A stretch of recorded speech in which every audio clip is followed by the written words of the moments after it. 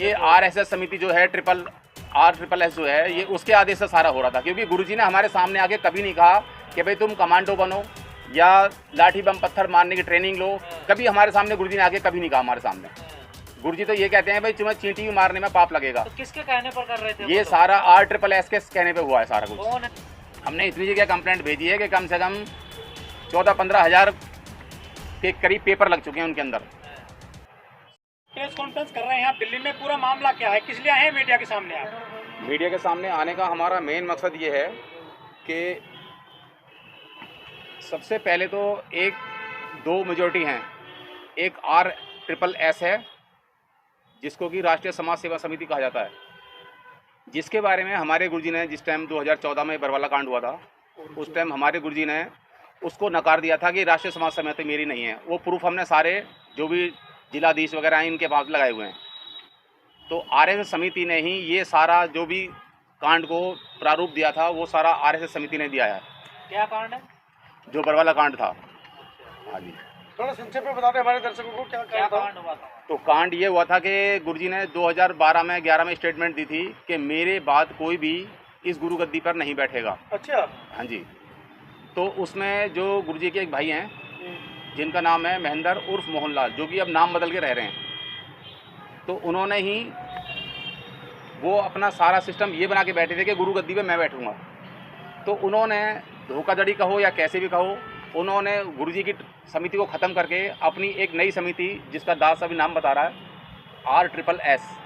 आपके ज्ञान के लिए ये बता दूं, RSS आर्य समाजी से नहीं है, मतलब हमारा RSS है राष्ट्रीय समाज सेवा समिति, राष्ट्रीय सेवक संघ नहीं, राष्ट्रीय समाज सेवा समिति, जो कि गुरुजी ने नहीं बनाई। गुरुजी ने मीडिया के सामने सबसे सामने बोला है। उसने ही ये कमांडो वगैरह बनाए थे, जिनके पास हमारे प्रूफ भी हैं, जिनके एवज में हमारे पास प्रूफ भी हैं। जो उन्होंने बिल्ले बनाए थे, उन्होंने आदेश वहाँ से ये निकाल दिया जब वो कांड हुआ था कि वो सारे बिल्ले वगैरह डॉक्यूमेंट्स वगैरह सब जला दिए जाएँ, लेकिन हमने वो अभी तक नहीं फेंके हैं, वो अपने पास प्रूफ के तौर पे रखे हुए हैं। तो इस मीटिंग का मतलब ये है कि हमने सब जगह जा करके इनकी दरख्वास्त दी है, लेकिन हमारी सुनवाई तो हुई है, लेकिन वो स्तर पे नहीं हुई। तो षड्यंत्र क्या लग रहा है आपको, जेल में है? षड्यंत्र ये है कि सर गुरुजी के आदेश बता करके इन्होंने जो भी ऑथराइज अनऑथराइज भक्तों को डरा के कि भाई तुम्हारे को नाम नहीं दिया जाएगा, तुम्हारे को ये हो जाएगा, तुम्हारे को आश्रम में नहीं घुसने दिया जाएगा, ये सब तरीके के इनके डरा करके इनको समिति बनाया, ब्लैक कमांडो बनाए गए, सारी सिस्टम को बिगाड़ा गया। और जो कमांडो बनाए गए थे और जो पुलिस में और उसमें मुठभेड़ हुई, उसमें उसका क्या है? उसका मुठभेड़ में यही था कि गुरुजी ने साफ कहा कि भाई मेरे को भी रोक रखा था, मुझे भी अंदर बंधक बना रखा था। तो जो खुद बंधक है वो दूसरों को कैसे बंधक बना सकता है? तो गुरुजी के आदेश से नहीं हुआ था वो? जी नहीं। किसके आदेश से हो रही थी वो? ये RSS समिति जो है RSS जो है, ये उसके आदेश से सारा हो रहा था, क्योंकि गुरुजी ने हमारे सामने आके कभी नहीं कहा कि भाई तुम कमांडो बनो या लाठी बम पत्थर मारने की ट्रेनिंग लो। कभी हमारे सामने गुरुजी ने आके कभी नहीं कहा हमारे सामने। गुरुजी तो ये कहते हैं भाई तुम्हें चींटी भी मारने में पाप लगेगा। तो किसके कहने पर कर रहे थे? ये सारा RSS के कहने पे हुआ है सारा कुछ। कौन है उसका मालिक? उसका हेड इंचार्ज, हम वहाँ पे डॉक्यूमेंट्स दे के आए हुए हैं, चंडीगढ़ हाईकोर्ट में भी दिए हैं, सब दिए हैं, और हमारे पास एक फ़ोटो भी है। उन्होंने क्या कराया कि ये 2012 के अंदर ये सारी समिति अपनी बनी, जिसमें कि जो पुरानी समिति थी गुरुजी की, उसका नाम था बंदी छोड़ भक्ति मुक्ति ट्रस्ट। अब इन्होंने उसको कबीर परमेश्वर ट्रस्ट बना दिया। किसने बनाया? ये गुरुजी के भाई द्वारा बनाई गई है, महेंद्र के द्वारा।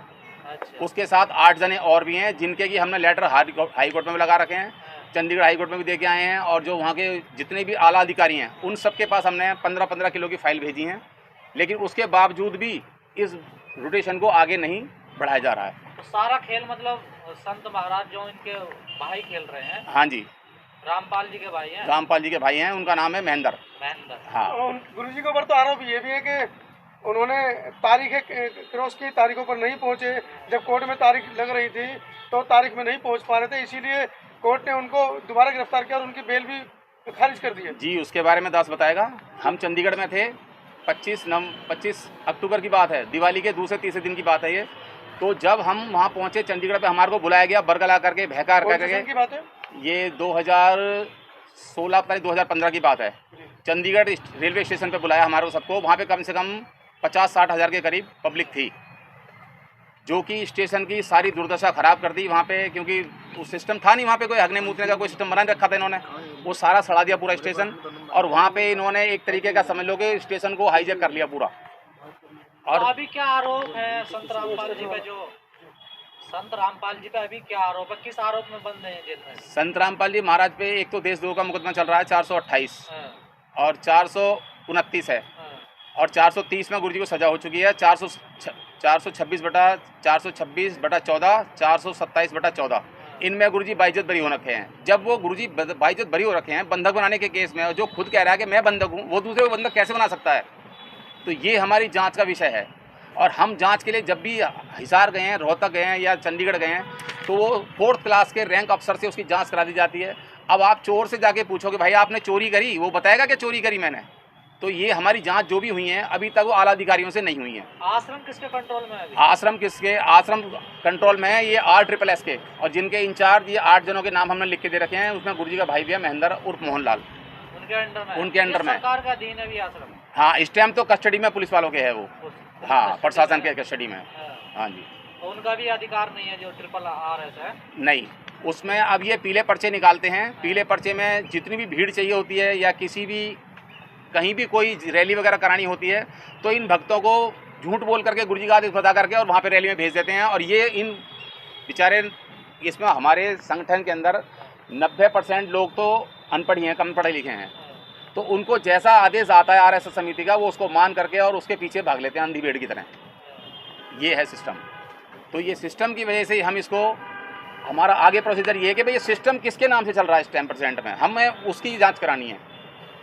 तो आप चाहते हैं ये किसके, मतलब ये कौन सी समिति के हाथ में है ये पूरा? ये समिति RSSS के अंडर में है। तो आप क्या चाहते हैं इसमें? हम ये चाहते हैं कि जो दोषी हैं उनको सजा हो और जो बेगुनाह हैं उनको जेल से बाहर किया जाए। कोर्ट ने तो रामपाल जी को दोषी माना हुआ ना? दोषी तो इसलिए माना है कि सर इन्होंने ये अपना लिखित में दे के आए हैं बयान, क्योंकि इनका कहना ये है कि भाई हमारे से कोरे कागज पे साइन कराए गए, कोरे कागज पे साइन कराए गए। चलो भाई मान लिया कोरे कागज पे साइन करा लिए, लेकिन तुम्हारे फिर घर के अंदर परिवार में कितने सदस्य हैं कितने नहीं हैं, तो इनको जो बयान दे के आए हैं इनको डराया गया, बरगलाया गया कि तुम्हारे को बाहर नहीं जान देंगे जब तक तुम रामपाल महाराज के खिलाफ नहीं बोलोगे। जो आश्रम में हथियार थे, कमांडो थे, फौज थे, तो ये संत रामपाल जी के आदेश नहीं थे? जी नहीं, बिल्कुल नहीं। संत रामपाल जी महाराज ने तो चींटी मारने के लिए बना कर रखी है। आश्रम में इतना बड़ा षड्यंत्र रचा जा रहा, उनको पता ही नहीं था? नहीं पता उनको हाईजैक किया हुआ था पहले से ही। वो खुद तो बता रहे हैं, अपनी मीडिया के सामने बोला उन्होंने, जब सिस्टम चंडीगढ़ हाईकोर्ट से निकले हैं और अगर Maharaja Agrasen MAMC medical college के सामने से निकले हैं, जब भी बताया कि भाई मैं तो खुद बंधक बना रखा था, मुझे रोक रखा था। बंधक किसने बना रखा था? बंधक की समिति वालों ने बना रखा था। और जो चंडीगढ़ में बता रहा था दास, चंडीगढ़ में भी यही कहानी हुई थी। इन्होंने 3 बजे तक वहाँ पे पब्लिक को बरगला के रखा। 3 बजे के बाद आदेश पारित कर दिया कि भाई गुरुजी हाजिर नहीं होंगे और जो जवान हैं वो तो आश्रम चलें, और जो बड़े बूढ़े के आश्रम में इतने हथियार आ रहे हैं, गुरुजी को पता ही नहीं था? नहीं पता ना, यही तो है कि सारा षड्यंत्र गुरुजी की नाक के नीचे हुआ। लेकिन गुरुजी ने आके हमारे सामने कभी नहीं कहा कि तुम कमांडो बनो या इस समिति के सदस्य बनो। तो क्या आप भी सदस्य थे समिति के? जी, दास सदस्य था, लेकिन मेरे दिमाग में ये बात बैठी नहीं, मैं उसमें नहीं गया बिल्कुल भी। आपका नाम दास है? हाँ, कन्हैया दास। हाँ जी। आप उसके समिति के सदस्य हैं? सदस्य हूँ मैं, मेरे पास लाकेट बिल्ला वगैरह सब कुछ है। अगर प्रूफ के तौर पे देखना चाहते हो, वैसे इन्होंने समिति वालों ने आदेश कर दिया था कि वो सारे के सारे जला दिए जाएं, फूंक दिए जाएं, नष्ट कर दिए जाएं। लेकिन दास ने आज भी प्रूफ के तौर पे वो अपना बिल्ला और समिति का वो रख रखा है।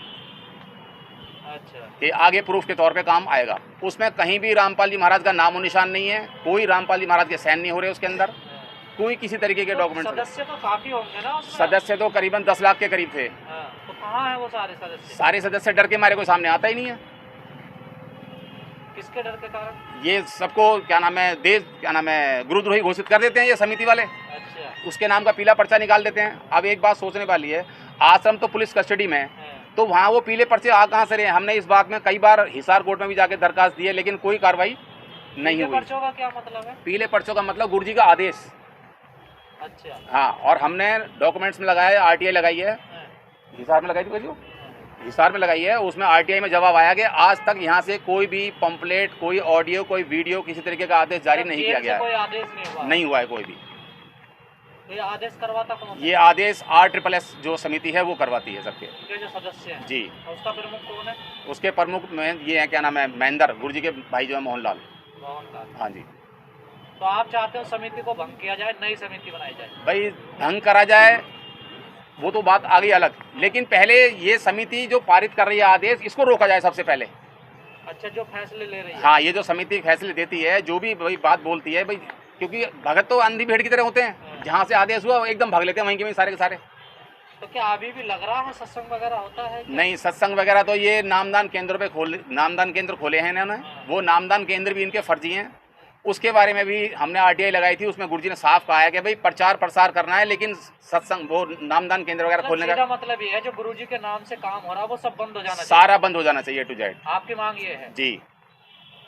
तो आपने पुलिस से बात करी? हमने सबसे बात करी है, लेकिन कोई इसमें आगे आने को राजी नहीं है। और वो फर्स्ट क्लास के रैंक ऑफिसर के आगे हम जाके अपनी कंप्लेंट धरते हैं, वो 4th क्लास के हवलदार से या किसी सिपाही से उसकी रिपोर्ट लिखवा कर और हमारे को सामने पेश कर देता है। गृह मंत्रालय में, DPTO में, सब जगह हमने कंप्लेंट भेजी है, A to Z। हमने इतनी जगह कंप्लेंट भेजी है कि कम से कम 14-15 हज़ार के करीब पेपर लग चुके हैं उनके अंदर। सुप्रीम कोर्ट में भी भेजी हमने, और यहाँ क्या नाम है, चंडीगढ़ हाई कोर्ट में भी दे के आए हैं, हिसार में भी दे के आए हैं, मजिस्ट्रेट से मिल के आए थे। और अभी हमारी मुलाकात हुई है मजिस्ट्रेट से, हिसार के जो DR चालिया ने, जिन्होंने संत रामपाल जी महाराज को सज़ा सुनाई थी, उससे ही बात हुई है। ये मामला तो कोर्ट में भी जा सकता है ना कि ये मामला कोर्ट जेल में उनके नाम से बाहर काम हो रहा है। ये भगत जी बात तो वही है ना कि ये करेंगे तो अधिकारी, लेकिन वो अधिकारी इस काम को करते नहीं है। 4th क्लास के रैंक के अफसर को पकड़ा देते हैं। सब मिले हुए हैं, सबका सिस्टम यही है। कोई उस RSS के आगे कोई मुंह अपना नहीं खोलता है। इतनी पावरफुल है वो काम जी, क्यों ना, जो भी यहाँ पे गए हैं, जो उनके नहीं मानता है उसके हाथ पर तोड़वा देते हैं। ट्रेनों में कईयों को मार मार के फेंका है, कई बार कांड हुए हैं ऐसे, एक बार नहीं। गवाह इस चीज़ के हमारे पास प्रूफ हैं, जिन जिन के चोट लगी है सबके।